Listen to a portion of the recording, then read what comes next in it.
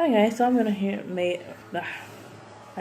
make a couple videos for you guys.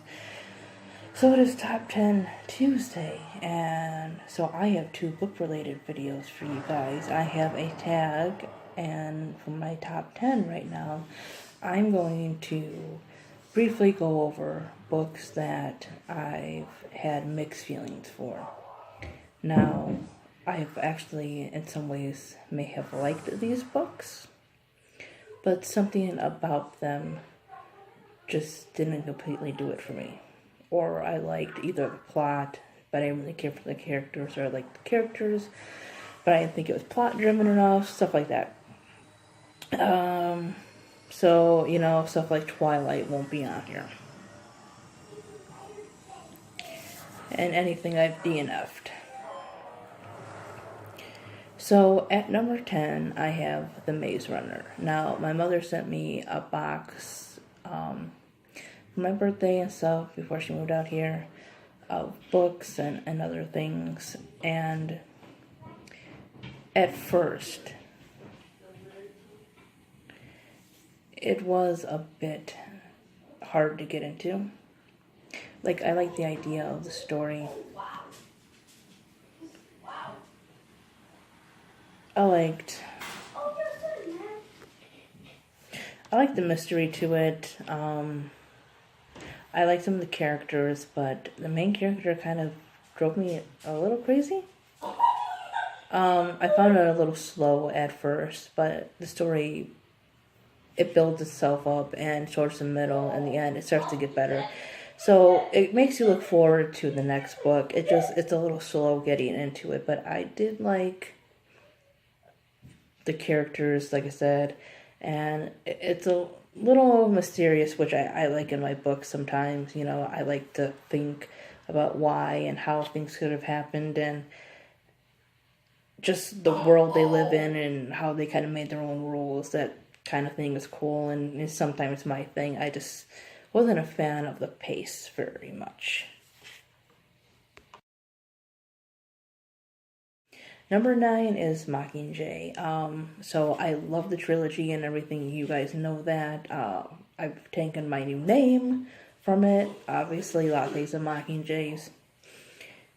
And I think people give the last book a lot of crap, but I really actually liked it.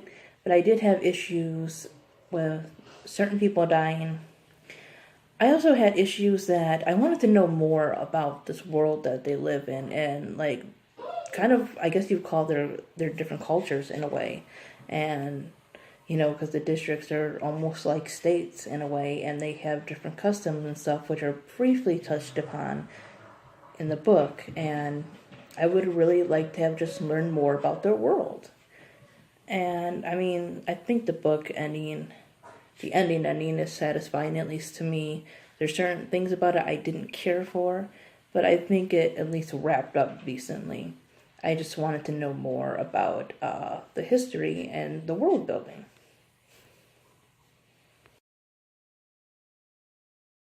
Number 8 is one I just finished, and eventually I will give you guys a full review on it, and that's The Elegance of the Hedgehog.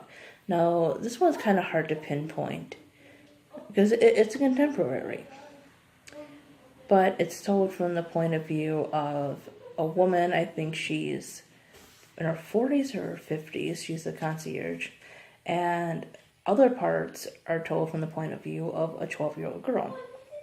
And while I think it's more adult contemporary, it obviously has a young adult character. And I like that mixture. And I like the characters. I like characters who are intelligent and seek out intelligence and have their own issues and everything else. And they're very human-like characters, They have these flaws, and sometimes you gotta question the main character, even though sometimes you understand what she does. What I didn't like, it's not a big problem, but it wasn't very plot-driven. Which isn't the biggest deal for me, because I am usually a character person. But I think a little bit more could have went on in the book. Still, it was a good read. It almost felt like you were listening or reading YouTubers. if I can put that. I guess that's the best way I can put it. Literally, you were listening to the thoughts of characters. Number 7 is Paper Towns. Now, I may be one of the few people I think that I actually like John Green's writing. And this book was fun. I just don't understand the character's obsession with this girl. I really don't. And this is going to come up again in this list because another one of his books are on here. And if you watched my reviews before, you're probably going to know what it is. But yeah, I wish it was more to like the road trip and everything. Because I like that idea. I like the idea of friends going on an adventure. I just felt this book could have had more. It was a quick, nice, easy read. Maybe a little too quick, but I did enjoy it. Number 6 is The Tiger Rising. I think it's well written, beautifully written, but it's so short. It's by Kate DiCamillo, who wrote Because Winn-Dixie and The Miraculous Journey of Edward Tulane. So I've read those other two. I love those. I really did enjoy this one, but it was so short. I wanted more of these characters. I wanted to know more about their lives and their backgrounds and such. I think, she writes people that you care about. But this one just felt a little too short for me. Number 6 is another recent read. No, number 5, sorry. I just did number 6. Number 5 is Legend by Marie Lu, and this is part of a trilogy. It is a young adult dystopian. Now, keep in mind that this is only the first one I've read so far.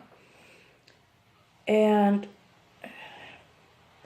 it just felt like it possibly could be very tropey. It gave that kind of vibe, but it wasn't so bad it was unreadable. I liked it. Part of me, again, thought maybe it was a little too fast. Maybe there wasn't enough in there. Some things you kind of question, especially when I read reviews. It's like, the book was good. It was fun, enjoyable, just entertaining. But again, some things you kind of question. It's not the worst. But I'm curious to see how the next 2 books are. Number 4, I literally just got done with a couple days ago. And that is All American Girl. Now, the thing about Mad Cabot. So I read The Princess Diaries when I was like 15. I didn't read the whole series. They were like the first 2. It's very, very different from the Disney movie. It's not as touchy-feely, warm and fuzzy, that kind of stuff. I think if they made The Princess Diaries like the book, it would be closer to like the feel of Mean Girls versus the movie that they actually put out for it. So All American Girl deals with this girl who's in love with her sister's boyfriend, and she ends up saving the president from getting killed, and she gets like involved with his son and all that other stuff. And for a young adult book, especially one that's supposed to be kind of girly, it comes off like it could be a good book. The thing about Mad Cabot, from very, very little of her books that I've read, because I've read this one and 2 of The Princess Diaries, is she comes up with good concepts, but I don't know if I'm crazy about the writing itself, the characters. Because this character drove me crazy. A good majority of this book is basically her whining about how her sister doesn't treat her boyfriend right and how he should be with her. But she saved the president. Like, that's the problem with stuff like Twilight, is that some of these concepts, if written well, they could have been better books. So I like the concept of this book. I didn't really like the execution, I guess you would call it. Number 3 is a book that I liked when I read it, and it was one of the first ones I read on my Nook, and wasn't until I really started joining BookTube that I started questioning some stuff about it. And people keep saying it's problematic, that it doesn't display true aspects of like mental illness and suicide, etc. But I really think it's more about the character who was telling the story. It was more about Clay, and of course, if you don't know by now, I'm talking about 13 Reasons Why. No, I've not watched the show. I don't know if I ever will. But, I liked it. I thought it was pretty good. I like that it took place in a day, and we just learned all the stuff that happened and the effects that can happen and how one thing affects this, and, you know, feelings and guilt and everything else. But of course, it might not be the best display of serious issues like that, but I think it's really meant to be about the character of Clay more than Hannah. But I can see why people might have issues with it. Number 2 is We Were Liars.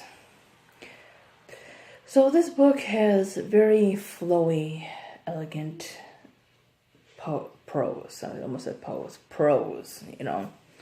It's poetically written, which is kind of the problem. See, I like stuff like that. I like first person. I like getting to know the characters, their families, what they're about.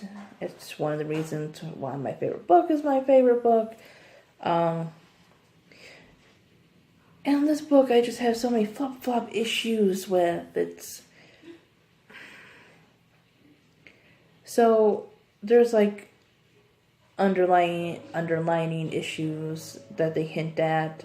Well, they don't hint at. Sometimes they like really go into them, but a lot of it deals with subtle aspects of like prejudice. I guess you call it classism, racism, stuff like that. And that's fine to write about that stuff. I mean, that stuff exists, unfortunately, but the time frame just didn't seem right. The way the language went, the way they touch on certain issues, it just felt like maybe it should have been set in an older time. It just didn't feel all the way realistic. And I get that they're rich, but, you know, I think it kind of was set in the wrong time and maybe had a little bit of stereotypical things in it. But the writing was beautiful.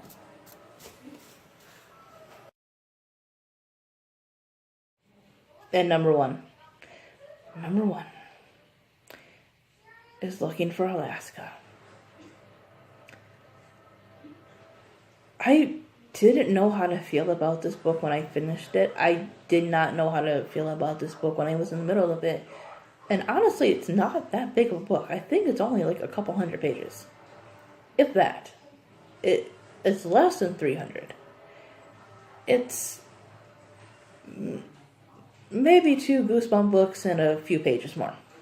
Okay? It's a fairly short book.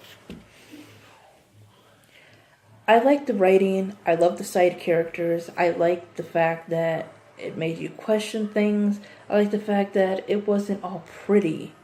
And life can be ugly and hard. And I like that book touched on these things, that we don't always get an answer to things.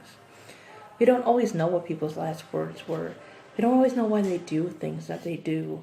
But I just didn't understand the love for this girl, much like Margot in Paper Towns. Although Margot didn't have a boyfriend that she said she loved while leading this other guy on. And I don't understand people, much less characters, who think that this one person won't do to them what they're doing to another person. So I guess I have personal issues with that one. But yeah, that is my top 10 list of books that I have mixed feelings on. So comment down below what you guys think, if you've read any of these. what are books that you have mixed feelings on, and thanks for watching, guys. Bye bye.